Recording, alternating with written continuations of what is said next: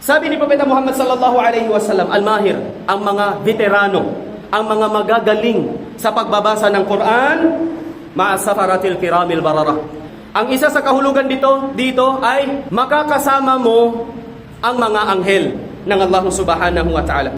Huwag naman malulungkot. Kung sinabi dito ng Allah subhanahu wa ta'ala, kasama ng mga veteranong magbabasa ng Quran, ng mga malaika, hindi naman pinalungkot ni Propeta Muhammad sallallahu alaihi wasallam ang mga mabagal magbasa ng Quran. Sabi ni Propeta Muhammad sallallahu alaihi wasallam, "Walladhi yaqra'uhu."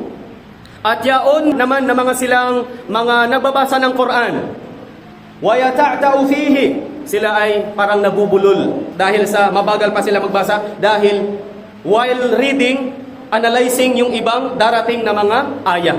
So, nagiging mabagal sila, wa yata'ta'. And then wa huwa alayhi syaqqun, nahihirapan sila.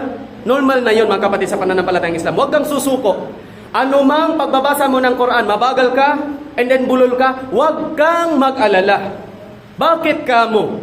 Sapagkat ang good news na sinabi dito ni Propeta Muhammad sallallahu alaihi wasallam, lahu ajran. Equivalent, sa halip ng isang gantimpala, 2 gantimpala ang ipagkaloob sa iyo ng Allah.